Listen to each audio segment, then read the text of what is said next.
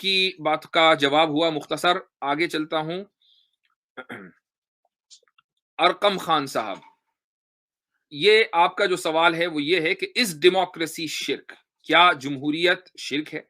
Are we contributing to शिर्क bye casting vote in democracy? क्या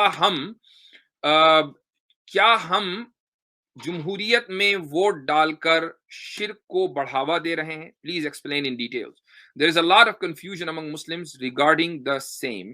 मुसलमानों में इस ताल्लुक से बहुत ज्यादा कंफ्यूजन पाया जाता है। इस ताल्लुक से भी मैंने दसियों मरतबा बात की होगी और मेरी बहुत सारी वीडियोज हैं इस मौजू पर। दोबारा फिर मुख्तसर बता देता हूं चूंकि तफसीली में गुफ्तगू कर चुका हूं।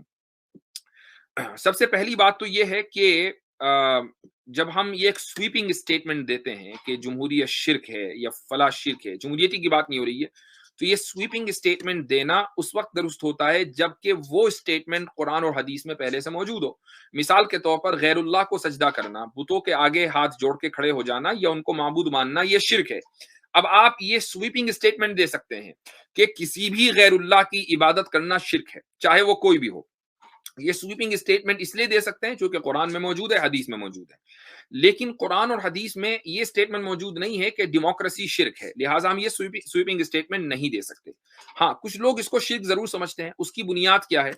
अगर वो बुनियाद दुरुस्त है तो फिर डेमोक्रेसी शिर्क है, और अगर वो बुनियाद गलत है तो डेमोक्रेसी शिर्क नहीं है। वो बुनियाद ये है कि कुरान करीम में एक आयत है, इनिल हुक्मु इल्ला लिल्लाह, कि हुक्म तो अल्लाह ताला से ही बिलोंग करता है। हुक्म किसका चलेगा? अल्लाह का चलेगा, किसी और का नहीं चलेगा।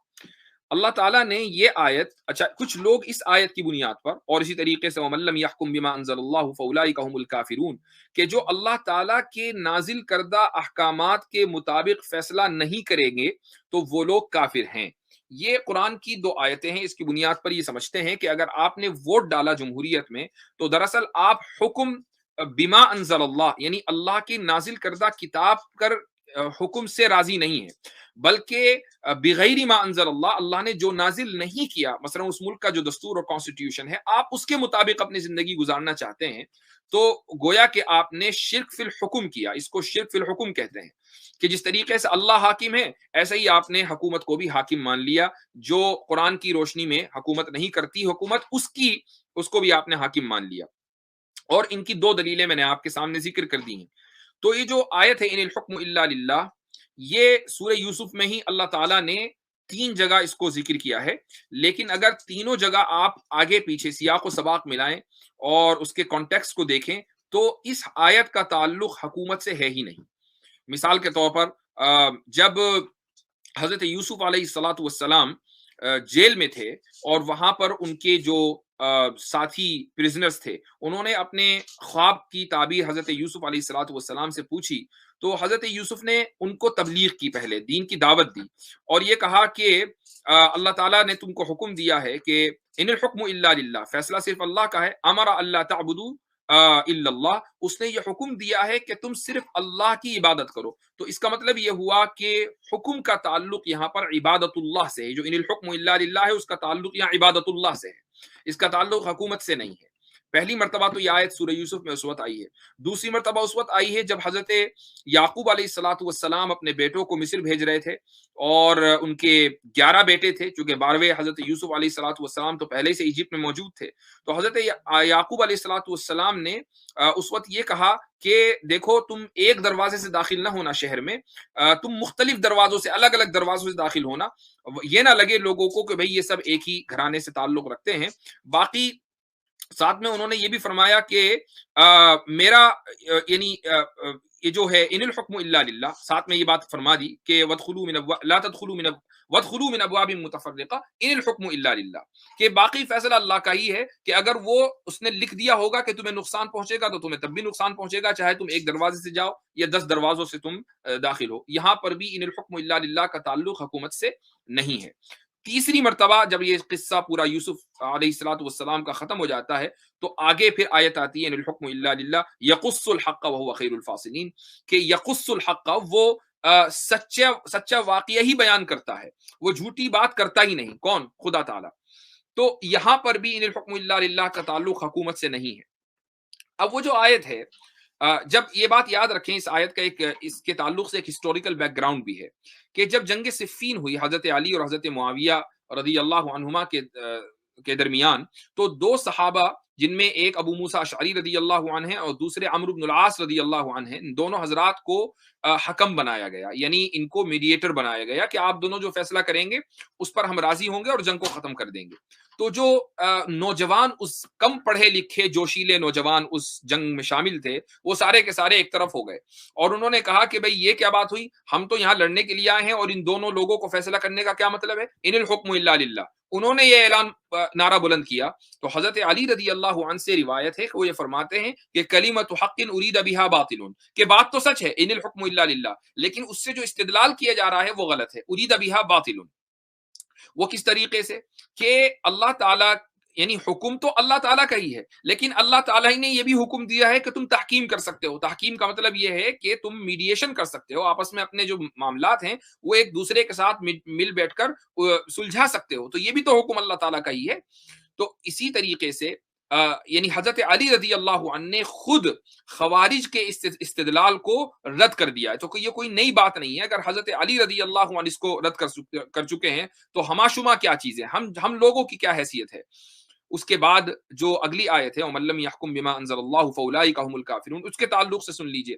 ابن عباس رضی اللہ عنہ کی جو تفسیر ہے وہ یہ ہے، اور ابن عباس رئیس المفسرین ہے، یعنی ان کی تفسیر اگر یہ ثابت ہو جائے کہ انہی کی ہے تو سب سے زیادہ اوتھینٹک۔ وہ یہ فرماتے ہیں کہ اس آیت کا تعلق اس شخص سے ہے کہ جو اللہ تعالیٰ کے نازل کردہ احکام کے خلاف بغاوت کو یا اس کے نہ ماننے کو حلال سمجھتا ہو، یعنی اگر اس کے نزدیک یہ حلال ہو کہ اللہ کے احکامات کو ریفیوز کیا جا سکتا ہے تو پھر ایسا شخص کافر ہے۔ رہی بات ڈیموکریسی کی، ظاہر ہے کہ ڈیموکریسی ایک موڈ آف گورننس ہے، یعنی اس کی حیثیت کیا ہے، اس کی حیثیت یہ ہے کہ وہ ایک طریقہ حکومت ہے، اس کے علاوہ کوئی اس میں سرخاب کے پرتو لگے ہوئے نہیں ہیں، محض ایک طریقہ حکومت ہے، اور اس طریقہ حکومت کے اوپر زبردست تنقیدیں ہیں، زبردست کرٹیسزم ہے۔ ابھی میں نے ایک کتاب لی ہے، ابھی میں نے پوری پڑھی نہیں، اس کے چند صفحات ہی شروع کیے، بڑی موٹی کتاب ہے، تھوڑا دور رکھیے ورنہ میں آپ کو دکھاتا۔ اس کتاب کا نام ہے the dark side of democracy.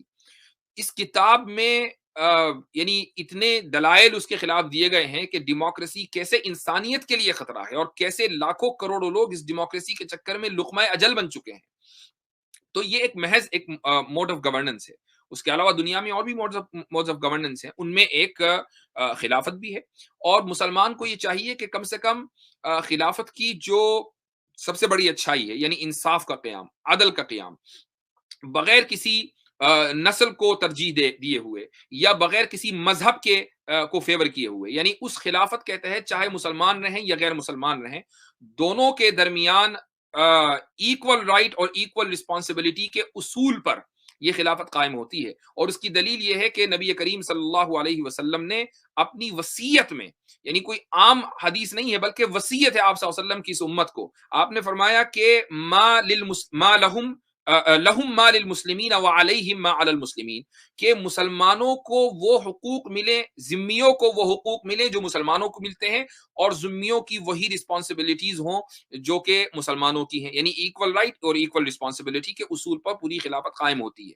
تو اس کے تعلق سے دنیا بھر میں اویئرنیس لانی چاہیے کہ ڈیموکریسی کی جو ڈارک سائڈ ہے وہ گزشتہ 100 سال سے پوری دنیا دیکھتی آ رہی ہے، تو دنیا کو چاہیے کہ وہ دوسری حکومتوں کا بھی اور دوسرے جو نظام ہیں ان کا بھی تجربہ کرے، ان کو بھی دیکھے کہ کیسے وہاں انصاف کا بول بالا ہوتا ہے، بشرطے کہ لوگوں کو انصاف سے کوئی دلچسپی ہو۔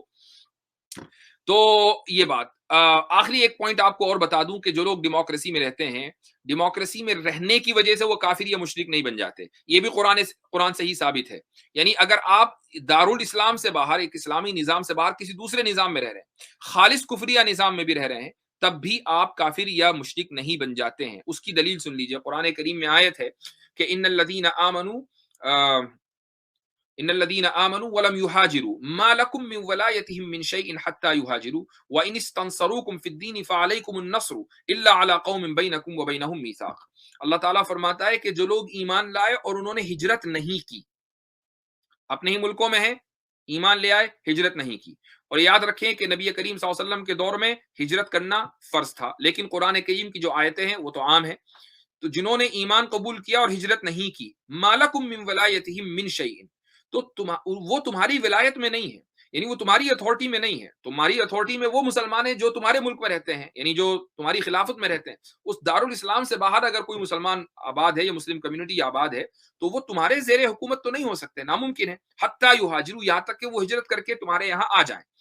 لیکن اگر وہاں ان پر ظلم ہو رہا ہو, اگر ان کو وہاں دین کے اوپر چلنے نہ دیا جا رہا ہو, اور ان کو مارا جا رہا ہو, ستایا جا رہا ہو, ان کا جینا محال کر دیا ہو, ان کو وہاں سے نکلنے بھی نہ دے رہے ہوں, وَإِنِ اسْتَنصَرُوكُمْ, اور وہ تمہیں مدد کے لیے پکاریں, تو یہ مسلم حکومتوں سے کہا جا رہا ہے تمہیں مدد کے لیے پکاریں. فَعَلَيْكُمُ النَّصْرُ, کہ تمہارے لیے ضروری ہے کہ تم مدد کرو, یہ تمہارے اوپر فرض ہے. الا علی قوم بینکم وبینہم میثاق, الا یہ کہ تمہارے اور اس قوم کے درمیان کے جو ظلم کر رہی ہے ایک معاہدہ ہو گیا ہو, تو پھر معاہدے کی پاسداری کرنا پہلے ضروری ہے. اس کا مطلب یہ ہوا کہ اگر کچھ مسلمان کسی ملک میں جو ایک یعنی دارالاسلام نہیں ہے, ایک اسلامی نظام نہیں ہے, وہاں پر رہتے ہیں, ان کے اوپر ظلم نہیں ہو رہا ہے, وہ آرام سے اپنی زندگی گزار رہے ہیں, آرام سے وہ اپنی عبادتیں بھی کر رہے ہیں, اپنے یعنی جو بھی ایک انسان کو زندہ رہنے کے لیے چاہیے وہ تمام ضرورتیں ان کو میسر ہیں, ان کو ان کے مذہب کے اوپر چلنے کی آزادی ہے, کوئی مسئلہ نہیں ہے. تو اب نہ تو وہ مدد کے لیے کسی کو پکار رہے ہیں, اور جب مدد کے لیے وہ کسی کو پکار ہی نہیں رہے تو کسی کو اوپر مدد کرنا بھی واجب نہیں ہے. تو اللہ تعالیٰ نے یہ نہیں کہا کہ یہ لوگ مسلمان نہیں ہیں, بلکہ یہ کہا کہ اگر انہوں نے ہجرت نہیں کی اور ان پر ظلم ہو رہا ہے تب بھی مدد کرنا اسی صورت میں جائز ضروری ہے جب وہ مدد کے لیے پکاریں اور تمہارے اور ان کی اس قوم کے درمیان کے جو ظلم کر رہی ہے کوئی معاہدہ نہ ہو. یہ آیت اتنی واضح ہے, اللہ تعالیٰ ان کو غیر مسلم قرار نہیں دے رہا ہے. البتہ ایک آیت اور ہے, اس کو بھی سن لیجئے. یہ آیت ان مسلمانوں کے تعلق سے ہے کہ جن کے اوپر ہجرت کرنا ضروری ہے.